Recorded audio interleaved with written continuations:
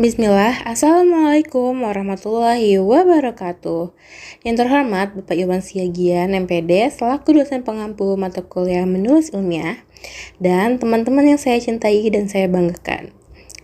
Kami dari kelompok 1 akan mempresentasikan salah satu materi dari mata kuliah menulis ilmiah, yaitu struktur karya ilmiah. Sebelumnya, izinkan saya memperkenalkan diri saya Siti Dian Muthaharoh, dan teman-teman saya, Alifa Marwanti, Emaliani Fiarti, Nurilahi Musefi, Robertus Haryananta, dan Wawan.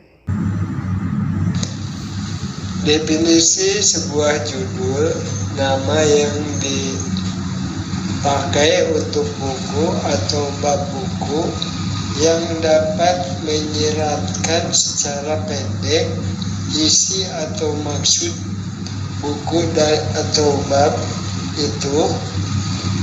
Judul serta yang dibubuhkan ilustrasi berita judul yang merupakan inti berita dalam surat kabar yang dicetak dengan huruf besar atau tebal. Halaman buku yang terletak di bagian kanan sebelum halaman judul utama yang hanya memuat judul buku saja. Secara garis besar, karya ilmiah dibagi menjadi 3 bagian, yaitu pendahuluan, pembahasan, dan penutup. Ketiganya memiliki subbagian lain agar karya tulis bisa dipahami dari latar belakang, teori, dan metode yang digunakan beserta hasilnya. Dan struktur yang pertama dalam suatu karya ilmiah adalah pendahuluan. Pendahuluan pada karya ilmiah biasanya menuturkan tentang alasan dilakukannya sebuah penelitian, apa yang melatar belakanginya atau latar belakang masalah. Latar belakang mendeskripsikan masalah yang ada sehingga penelitian dilakukan untuk menjawabnya. Menurut M. Susilo, bagian pendahuluan ini berisi dasar dalam penelitian ilmiah yang dilakukan, masalah yang diangkat, dan mekanisme dari penyelesaian masalah tersebut. Di bagian pendahuluan juga dibahas tujuan penelitian sebagai solusi atas masalah yang terjadi. Selain itu, ada pula batasan penelitian agar topik penelitian tidak keluar jalur dan tetap pada patokannya. Assalamualaikum warahmatullahi wabarakatuh. Saya Nurilahi Musefi dengan MPM 201821500149. Di sini saya akan menjelaskan apa itu materi dan metode dalam struktur karya ilmiah.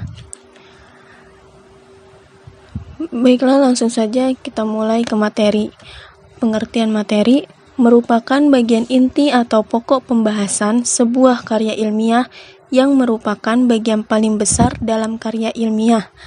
Tergantung dari luasnya masalah yang dibahas atau jenis karya ilmiah yang ditulis. Dalam bagian pembahasan ini dapat sangat panjang dan dapat pula cukup singkat. Bagian inti atau pokok pembahasan itu memberikan kesempatan kepada penulis untuk memaparkan proses kajian atau penelitian yang dilakukan. Selanjutnya ada metode. Metode penelitian merupakan salah satu bagian pokok dari makalah laporan hasil penelitian. Dalam metode ada penelitian sosial dan penelitian eksperimen. Penelitian sosial pertelakan lokasi penelitian secara jelas dan objektif yang menjadi sangat penting karena melibatkan manusia sebagai subjek penelitian. Untuk penelitian eksperimen, dalam bidang eksakta yang perlu dipertelakan secara jelas adalah skop penelitian untuk menunjukkan wilayah generalisasi. Dan jika penulis diminta untuk merinci metode secara lengkap, penulis menguraikan sesuai dengan urutan atau kronologi pelaksanaannya dan pengoperasiannya. Bismillah, Assalamualaikum warahmatullahi wabarakatuh. Perkenalkan, saya Alifa Marwanti, NPM 20150021500243. Di sini saya akan menjelaskan tentang hasil. Bagian ini merupakan bagian utama dari struktur ilmiah dan oleh sebab itu biasanya merupakan bagian terpanjang. Bagian ini memuat hasil penelitian, tepatnya analisis data. Menurut Sugiono, analisis data merupakan kegiatan setelah data dari seluruh responden terkumpul. Hasil yang disajikan pun adalah hasil yang bersih. Penyajian hasil penelitian dapat disertai dengan tabel, grafik, foto, atau penyajian data yang lainnya. Selanjutnya, saya Emaliani Fiarti, NPM 201821500179. Saya akan melanjutkan struktur karya ilmiah yang kelima, yaitu diskusi. Yang pertama ada pengertian diskusi. Menurut Kamisa, diskusi adalah tukar pendapat untuk memecahkan suatu masalah atau mencari kebenaran, atau pertemuan ilmiah yang di dalamnya dilakukan tanya jawab guna membahas suatu masalah. Jadi, pengertian diskusi yaitu kegiatan tukar pendapat yang dilakukan untuk memecahkan suatu masalah dalam sebuah penelitian karya ilmiah. Berikut merupakan beberapa contoh diskusi berdasarkan jenis artikel menurut Dem, Kravchik, and Klamna pada tahun 2014. Yang pertama ada artikel empiris atau empirical papers, yaitu menjelaskan bahan dan data yang digunakan untuk penelitian, metodologi yang diterapkan untuk menjawab pertanyaan penelitian dan hasil yang diperoleh. Yang kedua yaitu ada artikel studi kasus atau case study papers, yaitu menggambarkan penerapan metode, teori, atau alat yang ada. Dan yang ketiga ada artikel metodologi atau metodologi papers, yaitu menjelaskan metode baru yang mungkin dimaksudkan untuk digunakan dalam penelitian atau pengaturan praktis, atau bisa keduanya. Tetapi tulisan tersebut harus jelas tentang audiens yang dituju. Dan yang terakhir ada teori papers atau artikel teori, yaitu menggambarkan prinsip, konsep, atau model yang menjadi dasar kerja atau bidang empiris, pengalaman, dan metodologi. Penulis karya ilmiah teoritis diharapkan memposisikan ide-ide mereka dalam konteks luas, kerangka kerja, dan teori yang terkait.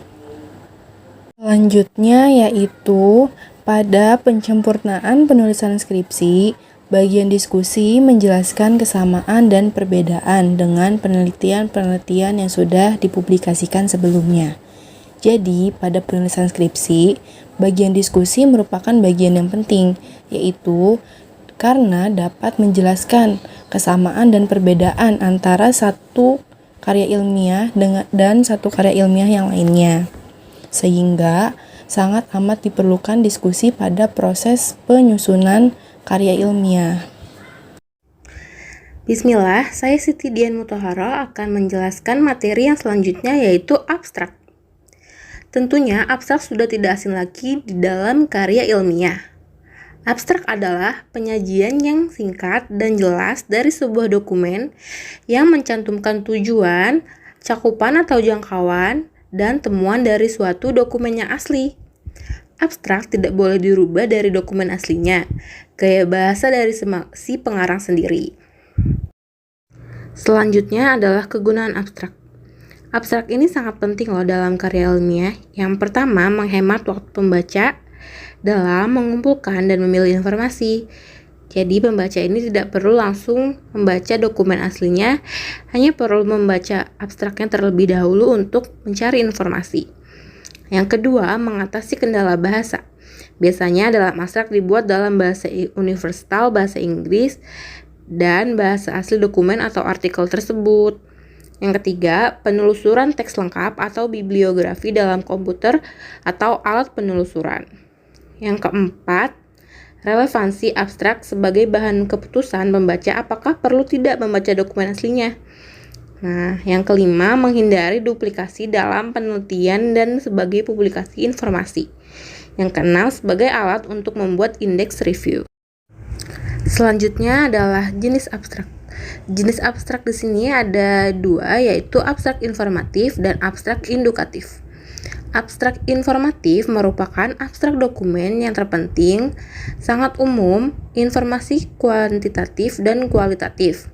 Biasanya jenis abstrak ini ada pada makalah atau artikel, majalah yang menghasilkan 100 hingga 250 kata, sedangkan laporan dan tesis sekitar 500 kata. Yang kedua, abstrak indukatif. Menunjukkan isi sebuah artikel dan berisi pernyataan umum tentang sebuah dokumen tanpa disertai informasi terperinci mengenai hasil tujuan serta data kuantitatif. Biasanya jenis abstrak ini untuk dokumen diskusi, tinjauan literatur, proceeding, kompetensi, dan esai. Yang terakhir adalah langkah membuat abstrak. Abstrak walaupun letaknya di depan tetapi biasanya dibuat di akhir, yaitu setelah karya ilmiah dibuat. Yang pertama, membaca dokumen secara sekilas untuk mendapatkan pemahaman tentang isi dan cakupan dari dokumen tersebut. Seorang pengabstrak yang terlatih tidak membaca setiap kata tetapi memilih kata dari bagian dokumen atau dengan kata lain mengambil keyword atau kata kunci. Yang kedua, buat suatu catatan yang memuat poin-poin utama dalam dokumen. Yang ketiga, buat suatu konsep kasar dari catatan yang dibuat pada langkah kedua, dengan tidak terlalu banyak menggunakan ungkapan dari dokumen aslinya.